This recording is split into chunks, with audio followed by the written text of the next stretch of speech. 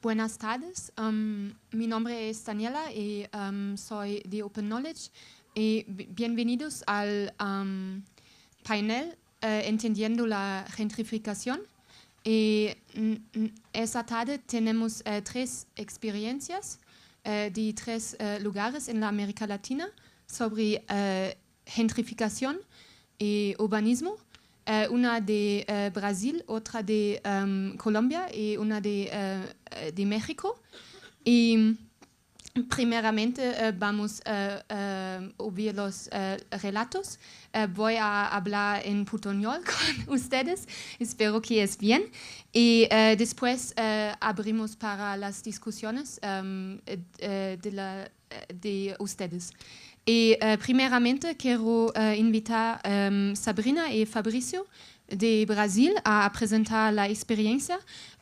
Son brasileños, periodistas y trabajan con periodismo investigativo relacionado a asuntos como habitación, urbanismo y también idealizaron el proyecto Arquitectura de Gentrificación que recibió financiamiento colectivo y investigó proyectos de urbanismo en San Pablo que impactan en las vidas de las comunidades y van a presentar el concepto de gentrificación y también a presentar unos resultados de sus trabajos.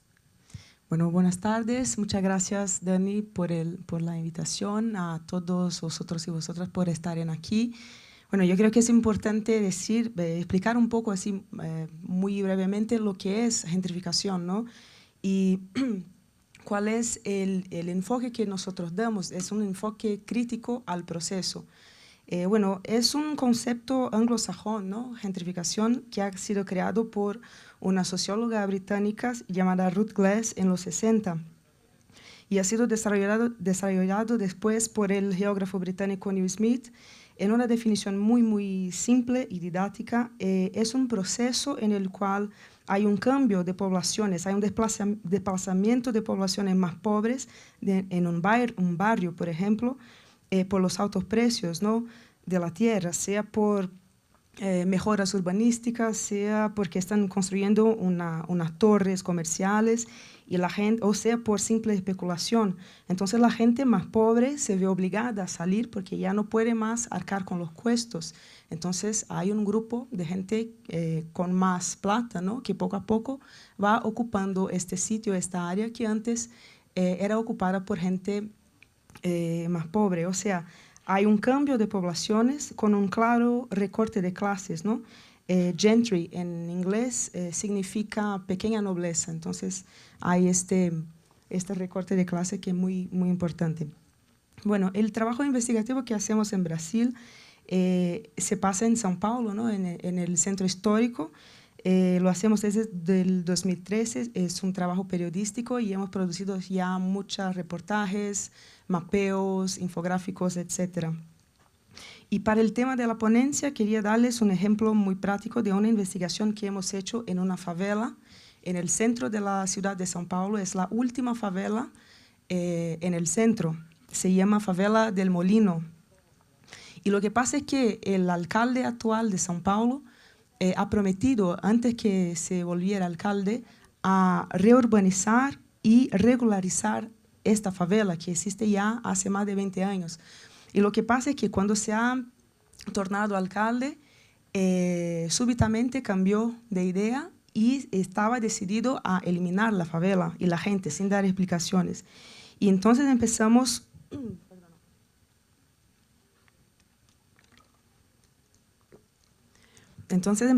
a investigar lo que estaba pasando.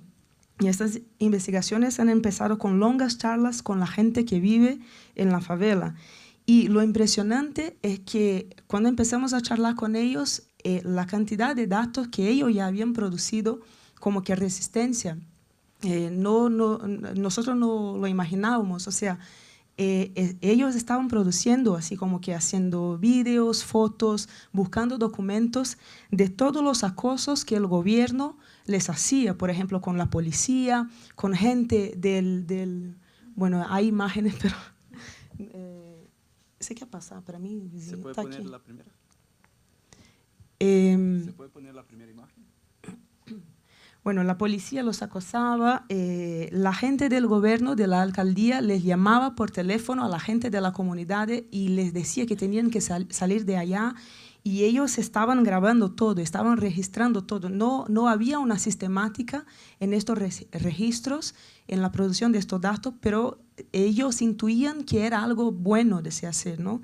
Entonces, empezamos a trabajar con estos datos, ¿no?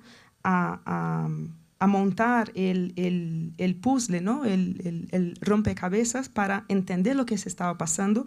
Y claro, en las lacunas, en lo que nosotros no entendíamos, buscábamos datos complementarios en entrevistas con gente del gobierno, en documentos, etcétera, siempre documentos públicos.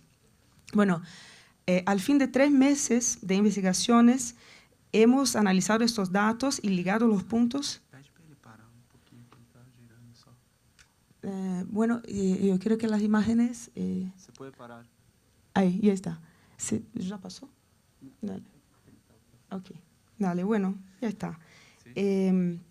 Bueno, hemos descubierto al fin de las investigaciones en 3 meses que el gobierno, el municipal y el estadual tenían por lo menos 3 grandes proyectos urbanísticos para el área. Y eran proyectos de mucha pasta, ¿no? de mucho dinero, claro, y la gente pobre no estaba contemplada en estos proyectos, ¿no? Entonces los 2 gobiernos estaban ya decididos a quitar a la gente de allá. Ellos todavía siguen allá porque siguen resistiendo, ¿no? Pero el gobierno municipal y el estadual siguen trabajando juntos para hacer la vida imposible a la gente y quitarlos de allá. Y bueno, esta investigación ha generado dos productos periodísticos, ¿no? El primero, un dossier, no sé si da para ver aquí, pero es un dossier muy, muy largo, con varios capítulos, donde contamos toda la historia y ponemos todos los datos que hemos levantado. Y el otro es un mapa, este mapa. Es un mapa donde la gente que vive en la favela puede marcar, ahí se ven los iconos, ¿no? Se puede marcar todas las violaciones de derechos que el gobierno les hace, como que incendios criminosos, acosos policiales, falta de agua, falta de todo lo que es básico para uno sobrevivir, ¿no? Bueno, terminando ya esta presentación, lo que quería dejar claro aquí, lo que quería subrayar es que en un contexto, es muy importante, en un contexto de trabajo con datos, un trabajo periodístico, en un contexto de resistencia y lucha contra procesos opresores, es muy importante que los datos no sean producidos para la gente o sobre la gente, sino con la gente, desde su perspectiva de resistencia y lucha. Es esto. Gracias. Bueno, aún sobre arquitectura de gentrificación, que es el proyecto en el que trabajamos, nosotros tratamos de buscar, o sea, hacer un diseño de procesos más sistémicos y generar insumos para esta resistencia. Entonces, una de las investigaciones del año pasado tiene que ver con lo que es la base del sistema político de Brasil. O sea, a nivel local, nosotros elegimos concejales y alcaldes, esto pasó en el 2012, y todos los datos de financiación de estas campañas políticas están disponibles en nivel federal en el Tribunal Superior Electoral. Yo no voy a presentar las plantillas porque me parece demasiado aburrido, pero lo que pasa es, salen plantillas así neutras, o sea, con informaciones de toda la gente, lo que es importante para la reflexión. Hicimos una investigación que tardó como 2 meses y medio con estas plantillas, que no era solamente verificando los nombres y o sea, lo que buscábamos eran constructoras e inmobiliarias que tenían vínculos más directos con los concejales y con el propio alcalde, ¿no? Y en esta investigación nos dimos cuenta que no había una sola base de datos que nos daría toda la investigación que estamos buscando, por cuestión de que parte de los dueños de estas inmobiliarias y constructoras donaban directamente. Entonces había no solo un trabajo de separar los datos principales, sino que investigar también quiénes fueron estos principales donadores, ¿no? El sistema político de Brasil tiene una peculiaridad, que es los partidos pueden recibir plata y repasar a los concejales que están en campaña, y en esta movida, desde la constructora para el partido y para el concejal, uno pierde el vínculo entre el concejal y la constructora, porque la cuestión es que este vínculo se hace exactamente para que no se sepa quiénes son los financiadores de cada uno de los concejales. Entonces, nosotros lo que queríamos era demostrar este sistema que da bases a las elecciones y que, por supuesto, tiene mucha influencia de las constructoras inmobiliarias, de una manera más visual, y que la gente pudiera acceder a esto. Te voy a pedir, por favor, si puedes abrir el sitio que está abierto. ¿Sí? Bueno, esta es la interfaz que hicimos, ¿no? Acá son concejales, partidos o direcciones regionales, constructoras y construcciones en la ciudad o series de obras públicas, ¿no? Te voy a pedir, por favor, clicar en Andrea Matarazzo acá. Bueno, ahí se puede mirar lo que son repases intrapartidarios en gris, que sería, 1.6 millón, plata que uno no sabe exactamente de dónde vino. Pasó por el partido, pero uno no puede decir cuál es el origen. El amarillo son donaciones de empreiteras y constructoras, que juntamos todo. En el caso de Andrea Matarazzo hay un vínculo más directo, pero muchas veces el vínculo es solo por dentro del partido. Y otros tipos de financiamiento están en verde y rojo, pero la idea es mirar cuáles son las conexiones con el partido, cuál es la constructora que la dio, y después, si clicas en la constructora OAS, allá, ahí ves cuáles fueron las obras en las cuales se están trabajando. O sea, no hay una afirmativa clara de vínculo entre el concejal y las obras, pero sí se puede investigar muchas cosas a partir de estas conexiones que tenemos acá. Entonces, la idea era, si miras, esta es una de las 4 más grandes constructoras que tenemos. Si puedes bajar un poquito ¿sí? Pasa el más, sí. ¿Viste? Estas son las conexiones que tiene con prácticamente todos los partidos. OAS es el tipo de constructora que no tiene derecha, izquierda, está por todos. O sea, y bueno, esta es la idea de este trabajo. Yo voy a terminar también por acá, pero esta investigación tiene que ver con hacer un primer dibujo de lo que es este contexto político. Desde acá se puede generar otro vínculo, pero a cada 4 años todo cambia. Entonces, nuestra búsqueda en este momento es intentar generar un banco de datos que se actualice a cada 2 años, de hecho, porque hay las presidenciales y las locales, y claro, que esto sirva a otras ciudades, porque nosotros hicimos la investigación solo por São Paulo, que era la área de actuación que estamos investigando. Así que este es otro trabajo de arquitectura de gentrificación, y ahora pasamos. Vale. ¿Podemos poner la presentación? No, presentar. Perdón. Ahora vamos a ver las experiencias de Bogotá y Colombia. Y tenemos Nicolás y Ana María, representan 2 colectivos. Nicolás es de Territorios Lucha, que trabaja con proyecto de documentar los conflictos territoriales juntamente con las comunidades afectadas, y es realizador audiovisual de profesión. Y Ana María trabaja con la arquitectura expandida, otro colectivo que trabaja con construcciones físicas y sociales de territorio, y de formación es arquitecta de España. Buenas tardes. El proyecto Territorios Luchas comenzó como un proyecto audiovisual, se ha transformado, ahora es un proyecto más comunicativo, y creo que es claro sobre qué trata. Se tratan temas de luchas territoriales, incluyendo la gentrificación, pero también otros tipos de luchas territoriales. Hay, por ejemplo, casos ambientales donde una universidad construye una reserva ambiental, también consideramos como una lucha territorial. Entonces, pasamos. Primero quiero explicar un poco el marco de lo que pasa en Bogotá. La gentrificación pasa en todas las grandes ciudades, pasa en todas las ciudades, pero hay pienso que hay características desde cada una de las ciudades. De pronto hay cosas que también pasan acá, en Sao Paulo, pero en Bogotá observamos, y por qué decidimos hacer como una especie de cartografía audiovisual, que ya la explicaré más tarde, es porque observábamos ciertas cosas. Primero, había muy poca información sobre el tema. No se conocen las expropiaciones, se habla muy poco de este tema. Entonces veíamos que había ahí como, sí, desde la televisión, desde todo eso, se hablaba muy poco, nos interesaba el tema y veíamos que buscábamos información sobre, digamos, alguna expropiación que habíamos escuchado y no encontrábamos información.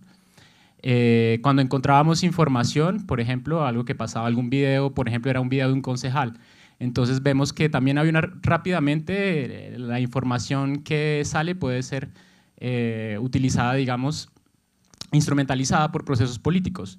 Y ahí no se habla tanto desde las personas, sino se habla más desde un proceso político, digamos, desde la izquierda que quiere promover o la derecha que quiere ocultar, digamos. Pero muy pocas veces se oía la voz de la persona que estaba en conflicto, de la persona que iba a vivir su expropiación, por ejemplo.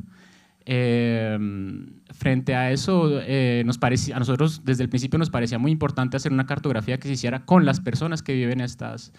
Parece lógico, pero desde muchas iniciativas, desde lo mediático, desde lo institucional, no se hace muy poco, porque las perspectivas, digamos, de un gobierno son muy diferentes que las de las personas que viven ahí. Entonces, ¿quién recogía datos? Por ejemplo, nos comenzamos a preguntar eso. Entonces, por ejemplo, había un plan de ordenamiento territorial que se estaba haciendo, nosotros asistíamos a las reuniones y veíamos que el proceso era muy alejado digamos, de las vidas de las personas. O sea, no tenía en cuenta la vida de las personas, sino que recogían datos, de alguna manera decían, bueno, ¿usted cómo quiere mejorar su barrio? Entonces una señora podía dar una opinión, se recogen esas opiniones y a partir de esas opiniones se hacía, digamos, ¿cómo decir? Un ajuste a un plan de ordenamiento territorial. Pero los datos que se recogían nos parece que era hecho de una manera mediocre frente a la población, frente a la gente que va a vivir esos cambios en su territorio. Entonces, frente a todo eso, viendo que no existía esta información de esa manera, la información que existe, por ejemplo, en el caso del Plan Centro, ese plan de ordenamiento tiene 340 páginas, que es un documento técnico. Realmente esa es la información que existe. Entonces, por eso el proyecto Territorios Luchas comienza como una cartografía audiovisual, es decir, cogíamos el caso, íbamos a un sitio, cogíamos un caso, lo documentábamos audiovisualmente, hacíamos entrevista, pero siempre tomando en cuenta o sea, no tomamos en cuenta los datos oficiales, sino lo que nos cuenta la gente de su territorio. Con un mínimo de edición, o sea, no ponemos nosotros un comentario como hacen los noticieros, digamos. En el noticiero que se oye es la voz del entrevistador, pero por ahí la persona dice, sí, no me gusta vivir acá, y ya, eso es lo que dice la persona. Nosotros le damos mucho más tiempo a la voz de la persona que vive el conflicto. Entonces comenzó fuimos haciendo, la idea era hacerlo identificar diferentes casos y hacer una especie de cartografía audiovisual. Se ve allá, esos son los 6 videos arriba que se ven en la página web territorioluchas.tk. Ahí están 6 videos de 6 casos muy diferentes que van desde lo ambiental hasta, bueno, todo tipo de expropiación. Pero también vimos se necesita una especie como de creatividad frente al tema. También hay que, para transmitir estas ideas, vimos que el video fue nuestro punto de partida, pero vimos que la página web, por ejemplo, utilizar ese formato nos permitía organizarlo. Aquí en Condatos nos hemos llenado de muchas cosas. Por ejemplo, vamos a tratar de hacer una cartografía desde los videos, desde muchas cosas que tenemos, a establecer una cartografía más sobre un mapa. Nos parece muy interesante. Ahí están esos 6 videos, pero también podemos hacer, en fin. Y aquí es como para ver, bueno, claro, utilizamos medios como Facebook, todos nuestros videos están en YouTube, la idea es que se puedan bajar, que la gente los pueda utilizar. De hecho, nuestros videos han sido bajados y han sido reutilizados y hasta a veces por gente que está en partidos políticos. Entonces, bueno, pues la idea igual es que lo use cualquier persona, pero sí han sido recuperados, digamos, por procesos políticos. Pero han servido, por ejemplo, rápidamente, el primer video que les conté sobre la lucha ambiental, ahorita Los Andes está en otro proceso, entonces esto da como un antecedente, sirve de antecedente a la población. Han usado este video como antecedente de lo que ha hecho Los Andes para este nuevo proceso que quieren construir y desplazar a gente allá, en fin. Y pues aquí un caso particular, hicimos una fotonovela también usamos el modo de fotonovela como explorando nuevos formatos. Nos parece que es importante, o también aquí nos hablaron de un videojuego sobre luchas territoriales en Uruguay. Nos parece que es importante una parte creativa frente a eso para poder transmitir, para alejarse un poco del formato del noticiero, ¿no? Que transmite una voz muy unificada, objetiva. Nosotros no buscamos objetividad, lo usamos desde una subjetividad lo más posible. Tomamos partido, sí, tomamos partido desde las luchas. Entonces, desde la gentrificación es más o menos eso. Ahora quisiera pasar a un encuentro que tuvimos con Arquitectura Expandida. Aquí nos ponemos románticos. El encuentro con Arquitectura Expandida para nosotros es otra manera como de aproximarnos al territorio. Estábamos siempre desde el conflicto, desde el comentario de dar voz a las personas. Cuando encontramos Arquitectura Expandida nos parecía que era otra manera de entender el territorio. La lucha territorial es más desde una resistencia y desde una creación en el territorio. Ya voy a explicar un poquito más de qué se trata, pero para nosotros fue un cambio. Tenemos ya como dos fases, la fase pero que queremos seguir, de trabajo sobre gentrificación, sobre luchas territoriales, y como de acción. Nosotros participamos a los encuentros de Arquitectura Expandida no solo grabando, sino poniendo tornillos, ayudando a la construcción física. Voy a explicar entonces un poco qué es Arquitectura Expandida y después sigue Ana explicando esto. Arquitectura Expandida es construcción del espacio físico y social del territorio. Eso es como el lema fácil. Como ven aquí, creo que es más fácil explicar este caso. Esta es una biblioteca comunitaria que fue ocupada por un colectivo.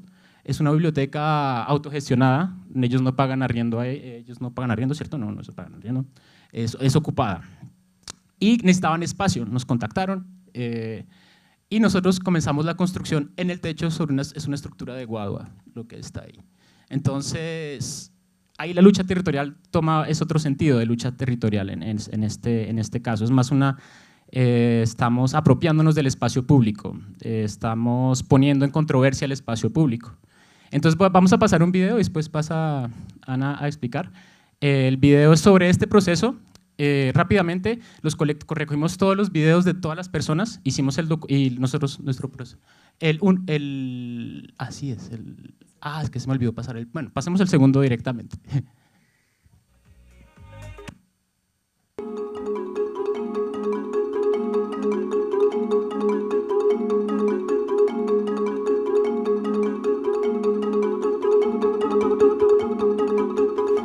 Comunidad de San Vicente, los estamos esperando con sus manitos para ayudar a construir esta Casa del Viento, como la hemos llamado, este espacio donde nos reuniremos todos. Es una construcción que se hace en guadua, un material que es más liviano, es un material que es menos costoso, es muy estético, es otra propuesta de construcción. Entonces, si queremos aprender también cómo se construye con la guadua, aquí tenemos el taller. El taller lo hacemos en la medida que vamos construyendo. La biblioteca tenía un pasado bastante grande y se veía y sentíamos directamente que ahí en el barrio había un futuro más o menos asegurado por la motivación, las ganas que tiene la promotora de tener este espacio y las necesidades también. Era como muy claro que ellos necesitaban un espacio más grande, un espacio más versátil, más de multiuso.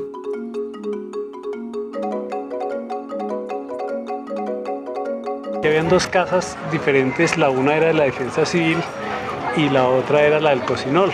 En el momento en que le dijeron a la Defensa Civil que iban a hacer un edificio grande, ellos con la ilusión de que le hicieran la casa, el edificio, entonces tumbaron su casa y dijeron también que iban a tumbar la biblioteca. La anécdota es que para que no tumbaran la biblioteca, se metió a Ana Adelina como con 16 niños y se estuvo toda la tarde ahí, pues no pudieron nunca tumbar la biblioteca.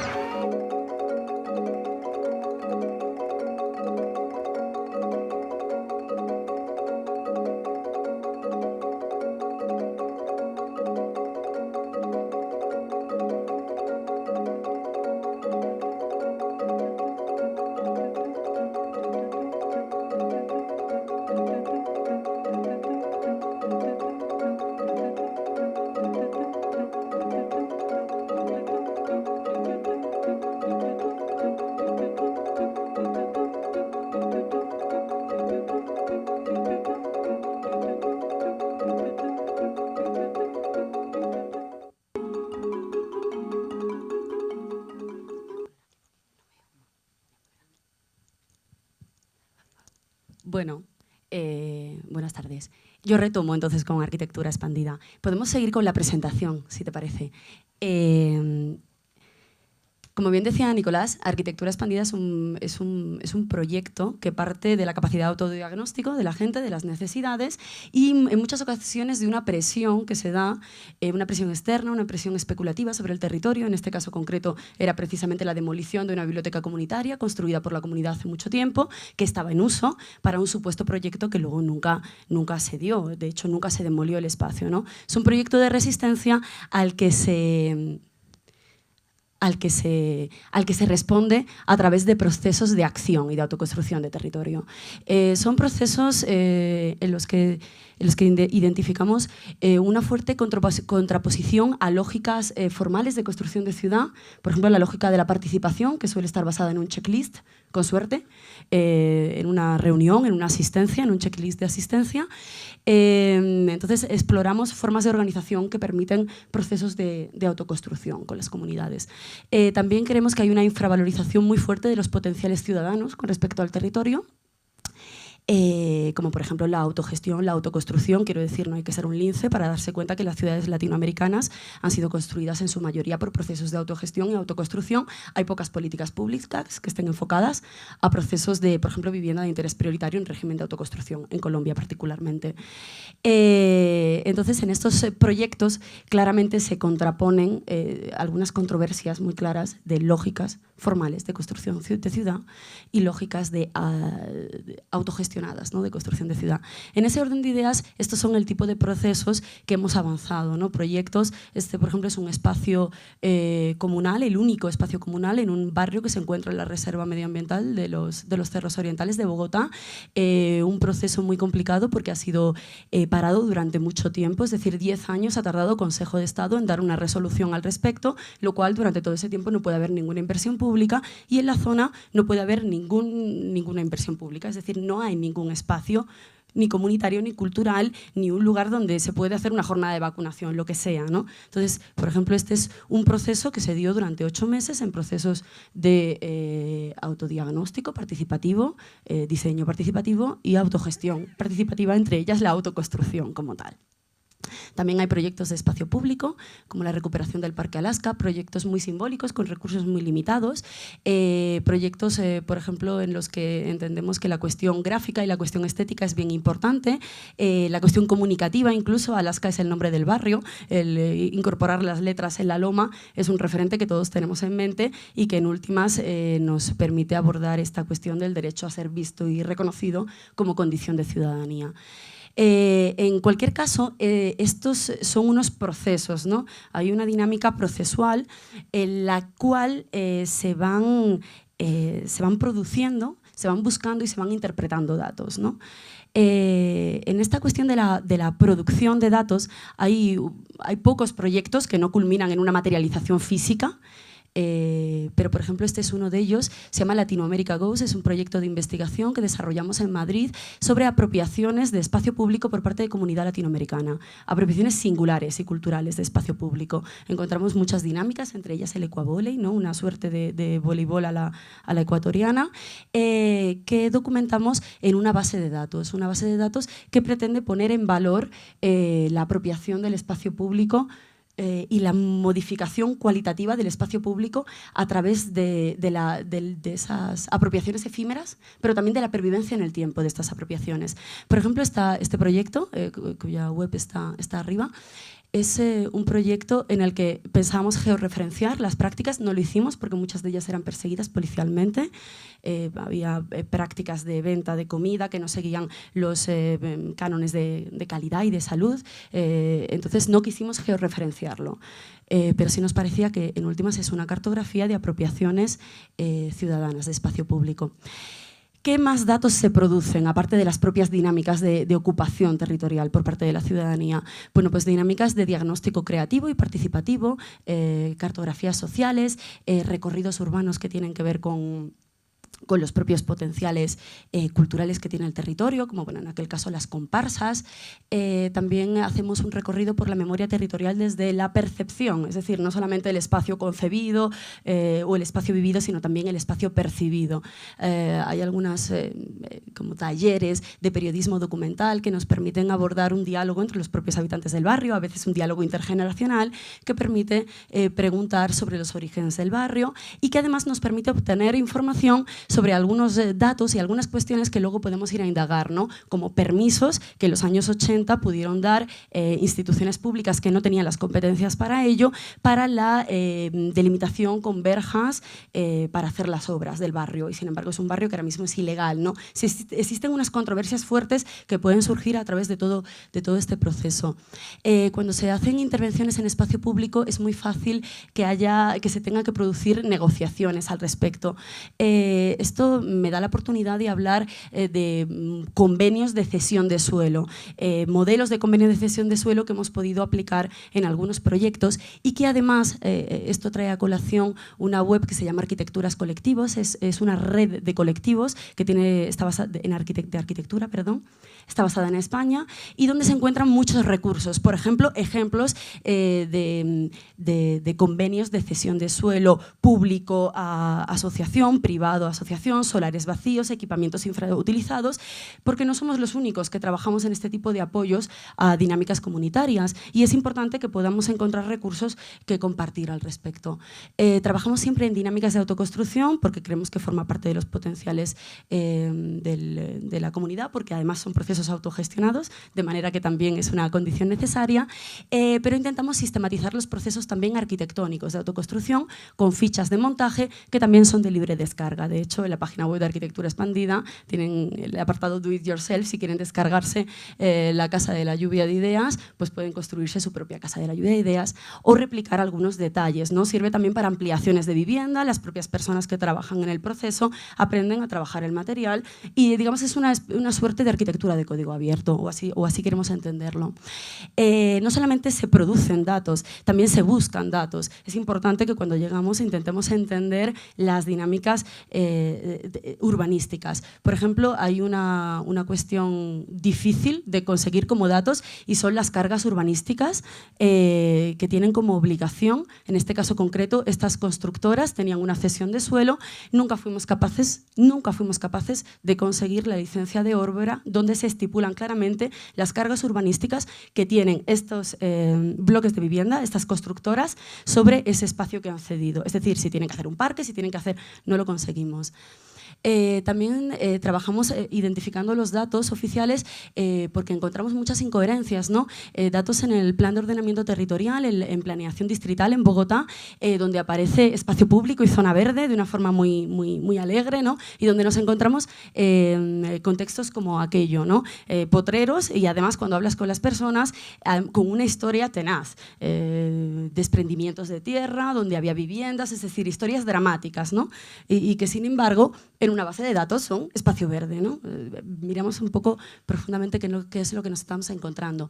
Y por otro lado también nos interesa interpretar los datos. Por ejemplo, en el caso de la Casa del Viento y la ampliación de la biblioteca comunitaria, una de las estrategias fundamentales para no tener que pedir un permiso de obra, cuya económicamente era inviable y a nivel de tiempos también, fue considerarlo un bien mueble y no un bien inmueble, puesto que no tenía cimentaciones y no estaba simplemente apoyado sobre la construcción existente, ¿no? Una interpretación de los datos que nos permitía abordar el proceso.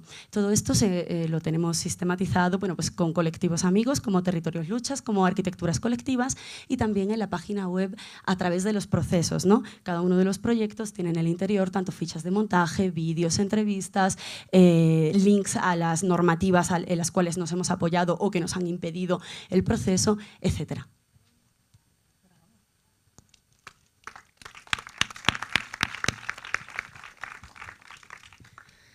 Ahora, la tercera experiencia es de la Ciudad de México y escuchamos a Ana Luisa y Eusebio. Ana Luisa estudió letras y Eusebio es artista y trabajan con prácticas artísticas y culturales para generar conocimientos y formas nuevas para discutir y reflexionar sobre el territorio. Y van a presentar el proyecto MUMO, que están haciendo en la Ciudad de México, en un barrio ahora y después en otros barrios. Bueno, buenas tardes. Les voy a dar como el contexto general. Igual si pueden poner el PDF que esté de fondo. Nosotros somos una plataforma de investigación y generamos proyectos de diversa índole, desde publicaciones hasta acciones in situ o acciones de sitio específico. Nos interesa el quehacer del arte como una forma expandida de creación y conocimiento, un gesto vivo que tiene sentido a partir del trabajo colaborativo. En este sentido, generamos procesos de investigación que devienen en acciones directas. Partimos de preguntas abiertas que nos permiten indagar en distintas áreas de conocimiento y sumar esfuerzos. Actualmente estamos trabajando en un proyecto complejo en la Ciudad de México que se llama MUMO, Modelo Urbano Molecular Offline. Partimos de preguntas clave como qué hace que la gente participe en su comunidad, cómo habitamos la ciudad, cuáles son los intereses de la comunidad, pero principalmente nos interesa qué hace que la gente participe en su comunidad. Detectamos en este proceso de investigación dos proyectos importantes que genera el gobierno o el Estado, que son el mejoramiento barrial y el presupuesto participativo, proyectos a partir de los cuales la gente se autoorganiza y decide mejoras para el entorno de su comunidad. A partir de esto, definimos 4 polígonos de la ciudad, que son el pueblo de Santa Fe, la colonia Santa María la Ribera, la Merced y la colonia Miravalle en Iztapalapa. Estamos en un proceso complejo en el que la información que estamos recolectando aún está en un proceso de evaluación y análisis. Sin embargo, hemos generado un modelo que consiste en una serie de acciones para generar, medir y hacer acciones de ciudadanía que refuercen vínculos y en esa medida solidifiquen las posibilidades de empoderamiento de la gente. Ponemos en vinculación a diferentes agentes sociales, culturales, políticos, a partir de asambleas, de derivas críticas y abordamos distintos modelos reflexivos y participativos para provocar una integración vecinal para la mejora del entorno. Partimos de mapeos, entrevistas y encuestas a partir de las cuales detectamos características particulares del contexto y a partir de talleres, asambleas, seminarios generamos vínculos y asimismo detectamos diferencias e intereses que nos sirven de base para el desarrollo de proyectos conjuntos. Lo que hacemos es generar eventos que resultan significativos desde el punto de vista afectivo y en los que se genera información. Esta información es lo que los define, pero no de modo pasivo, sino solo cuando algo sucede, cuando participan. En este sentido, estamos generando indicadores de participación, atizando la participación misma. Trabajamos con indicadores de los niveles de participación, pero también son herramientas de aproximación y vinculación que nos han permitido acercarnos al entorno. Hay en este proceso un reconocimiento del barrio, un reconocimiento de los vínculos, un empoderamiento crítico que permite la participación y la creación colectiva y la construcción de nuevas narrativas. Bueno, igual ahora Ana les va a hablar un poco más a fondo de las particularidades? Bueno, este proyecto que estamos haciendo, el MUMO, parte de un interés en el que nos fuimos metiendo un poco cada vez más, ¿no? Teníamos una práctica artística, como decía Eusebio, y poco a poco nos fuimos involucrando mucho con la ciudad y esta forma de organización colectiva. Conocimos comunidades que tenían un proceso organizacional muy bien estructurado, con mucha autocrítica, con muchos procesos de elección mediando entre el consenso y el disenso, y queríamos ver qué estaba pasando ahí, qué era lo que llevaba a estas comunidades a esta organización. Y a partir de ahí, y nos involucramos con el primer polígono con el que vamos a estar, con el que trabajamos, que es en Santa María la Ribera. Para los que lo conozcan, era una colonia, en algún momento fue una colonia de clase media alta, poco a poco fue perdiendo, digamos, ese estatus y quedó en una colonia que ya no es tan de clase, ¿no? Es más clase media baja, y que en este proceso de gentrificación todos sabemos que también está siendo un foco de atención y de interés para ser otra de las colonias que quieren en este ejercicio de gentrificación, que aquí funciona un poquito distinto, o sea, no es una zona proletaria que se recupera, sino es una zona que ya se volvió, digo, no es proletaria para nada, pero que tiene otra cuestión, otra forma de estructurarse como colonia y que se quiere recuperar, y que hay un cierto interés del gobierno por invertir también ahí y elevar el nivel socioeconómico de ahí.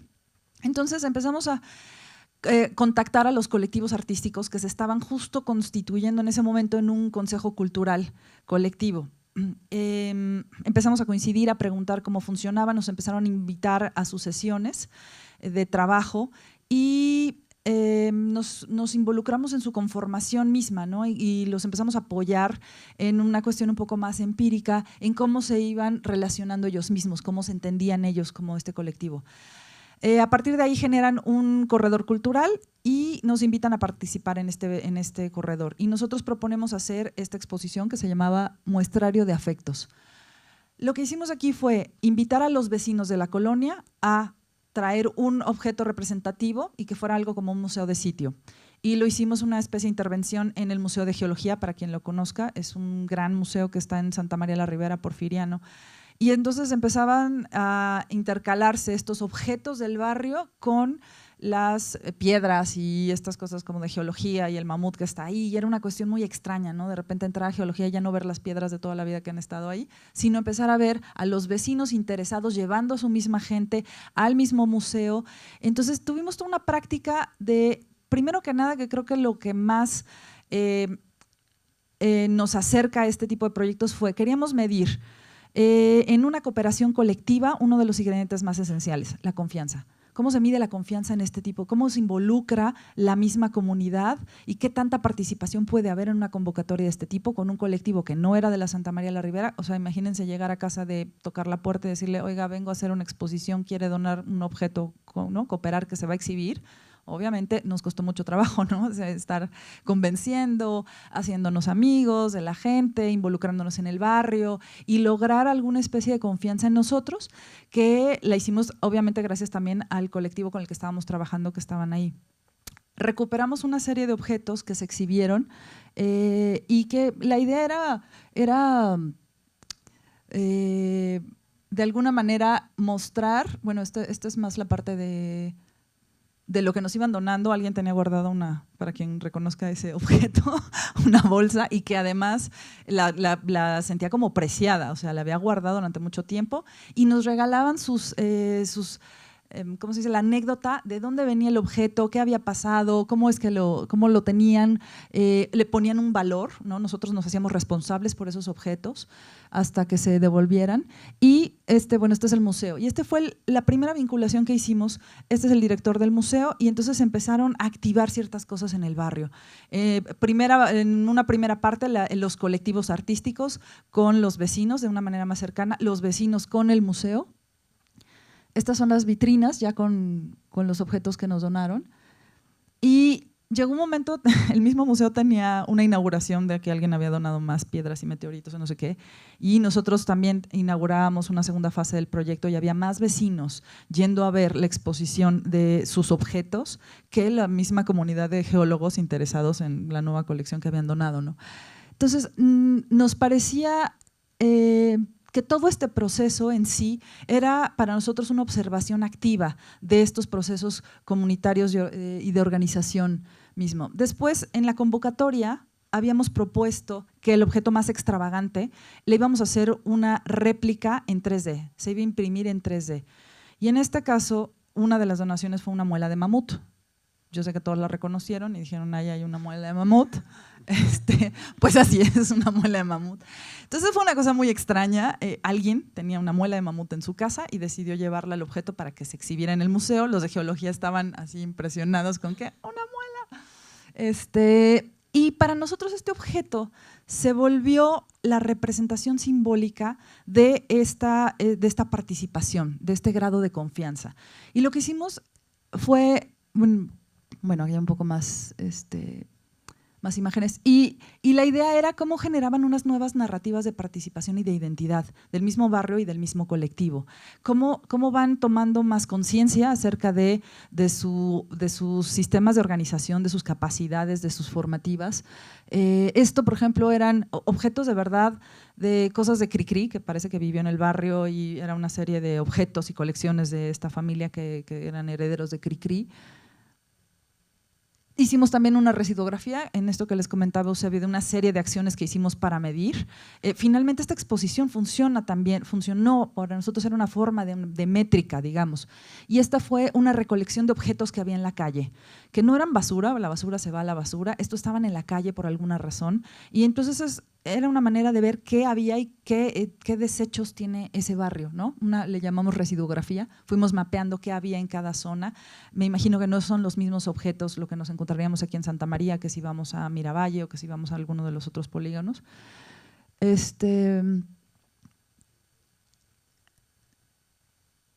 Y bueno, después de esto nos llevamos a imprimir esta muela, ¿no? Hicimos un escaneo y se hizo una impresión 3D de la muela como representación y como porque buscar una estética del dato, ¿no? O sea, cómo representas toda esta información que estás recuperando, que estás obteniendo y que para nosotros nos genera un indicador, efectivamente sí, pero para nosotros lo importante es el proceso de generación de ese indicador, no el dato en sí. No, o sea, llegar a tener, lo que hicimos fue sacar un índice que tiene que ver, le llamamos el IPAF, que es una parametría afectiva vecinal, que finalmente es algo muy intangible, es algo, cómo lo medíamos. Y lo que hicimos fue dividir las horas de las personas que se implicaron en el proceso de la convocatoria, de convencer, de generar un lazo afectivo, de confianza, de cuánto nos tardamos en generar esa confianza entre los objetos que nos dieron. Y eso nos da un indicador, nos da un número,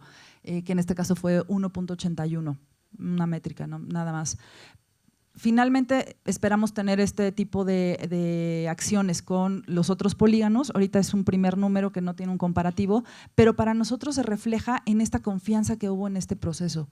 Y lo que tenemos ahora es esta muela escaneada que estamos llevando a imprimir en el Fab Lab en 3D. Es nada más un videito para que vean la muela por todos lados y se vuelve un símbolo, se vuelve para nosotros esta síntesis objetual, ¿no? de un experimento participativo y que va de la mano en entender un empoderamiento crítico de la misma asociación, de los mismos vecinos, en que están en una parte de aquí no quiero decir resistencia porque no están en resistencia, pero sí hubo un entendimiento también con gobierno, porque en este caso la Casa de la Cultura les estaba proveyendo de un espacio para reunirse todos los sábados y en ese sentido era este primer vínculo con gobierno y han empezado a entender cómo negociar ¿no? Con la delegación, con el delegado, cómo vienen, qué piden para sus siguientes eventos y cómo se están conformando.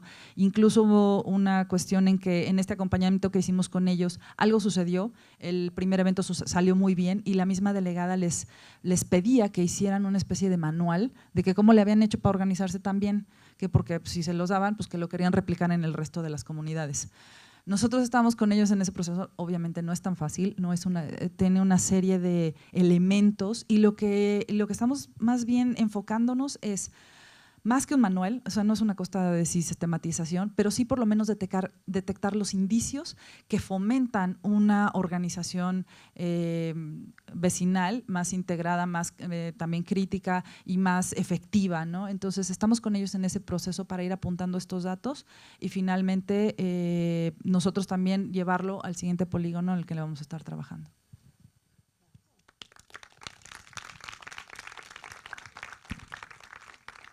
Ahora tenemos más algunos minutos y queremos abrir para las preguntas de ustedes.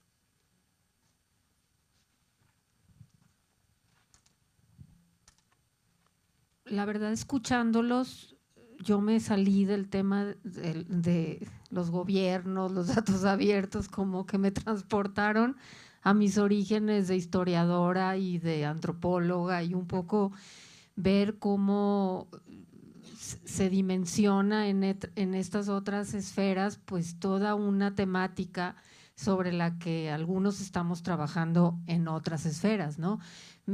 Les pregunto, ¿esto lo hacen o se proyecta o se socializa en colectivos académicos, universitarios, digo, se está sabiendo de esto que ustedes están haciendo? Porque yo ya con ustedes me transporté a otro lado y como que se me antojó, ¿no? Se me antojó que en esos espacios conozcan esta forma como ustedes están construyendo un campo de conocimiento, pues para mí totalmente nuevo.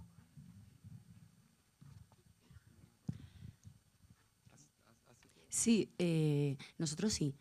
Universidades generan mucho interés en universidades y en arte contemporáneo. No sabemos, somos artistas, al parecer, creemos que hay un alto contenido también simbólico en las intervenciones, entonces generan mucho interés y universidades y centros de arte contemporáneo, sobre todo.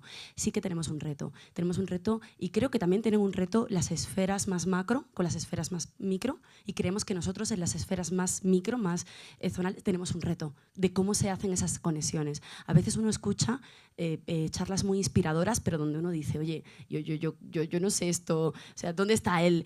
Vale, hay muchos datos cuantitativos, pero ¿cómo se produce esta relación con lo local, con la gente, ¿no? Con ese perfil de gente que no está subiendo datos todo el día en una red, ¿no?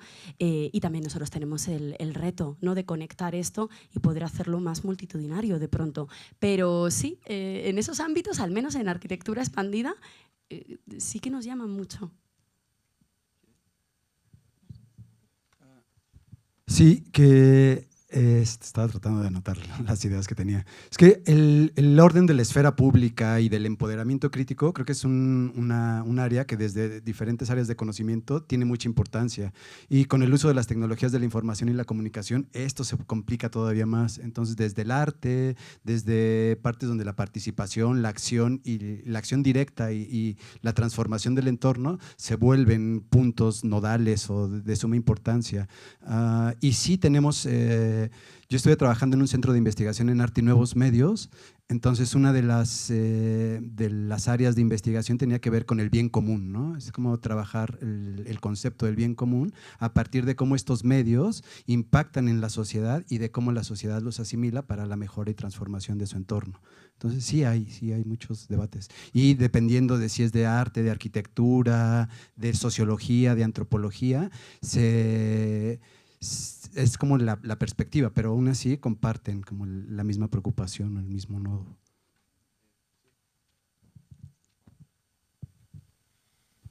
Bueno, como periodistas, es que en la universidad somos enseñados a no tener contacto con las fuentes, ¿no? A no relacionarnos, o sea, lo que es o intentar relacionarnos de forma muy objetivas. objetiva, como si fuéramos máquinas, ¿no?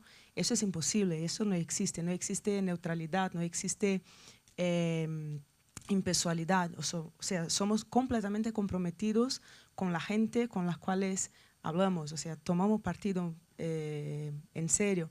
Y lo que pasa es que estamos haciendo como que un cambio saliendo, porque hoy día también se tiene poquísimo tiempo los periodistas a salir a la calle y hablar con la gente. Se hace periodismo por teléfono.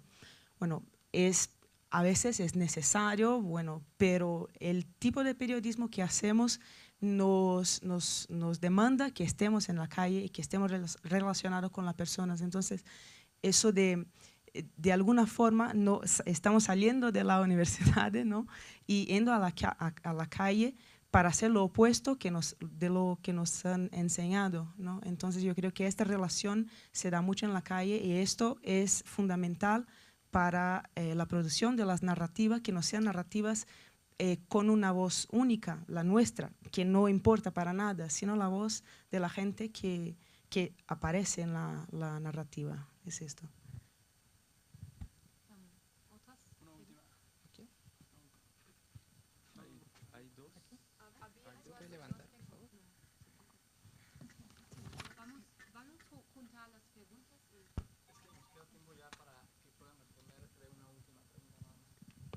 Podemos hablar después también, cuando salimos podemos charlar. Sí, con las otras, solo para los que están más atrás, no tenemos mucho más tiempo para preguntas, pero estaremos por el árbol acá luego después para quien quiera seguir. Así que la última. Sí, creo que lo que están haciendo es bien interesante, yo los felicito. Creo que es una ampliación del concepto de crowdsourcing. Y creo que si lo llevan, y no sé si lo han hecho, esa es la pregunta, a platicarlo con gente de la UNESCO en temas de patrimonio cultural de la humanidad, porque ustedes están llevando el concepto no solo a la resolución de problemas, sino a la preservación de lo que sí nos gusta como sociedad. Por ejemplo, el caso de que cada persona guarda algo con mucha estima. Yo les haría la propuesta, no sé si esto no han llevado con chefs, pero estarán de acuerdo todos que las nuevas sociedades que nos las pasamos trabajando, ya las nuevas generaciones ya no cocinan. Y creo que hay recetas, y se ha reconocido como la comida, como patrimonio cultural de la humanidad. En México tenemos esta gracia de conservar. Hay platillos que ya se perdieron, que son milenarios y que nuevas generaciones no los van a probar, no van a saber que existen. Entonces, y si llevamos este concepto de crowdsourcing a otros planos, como el de la cocina, podemos no solo resolver problemas, sino recuperar lo que se está perdiendo, ¿no? Entonces, habría que hacer un análisis de qué cosas nos gustaría preservar de lo que creemos que los humanos hemos hecho bien. Y la otra cosa es, por ejemplo, lo traslapo a lo que ha hecho Spencer Tunick con estas fotografías de masas, ¿no? En donde también convocas para que en una sola ocasión logres fenómenos sociales. Igual se me ocurre convocar para construir ciudades, pero igual para cuestiones ambientales, recoger basura, limpiar ríos, etcétera. Entonces yo creo que es muy importante que hagan difusión de lo que están haciendo y transmitirlo, la lógica, a otros ámbitos, porque creo que pueden aportar mucho a la sociedad. Felicidades.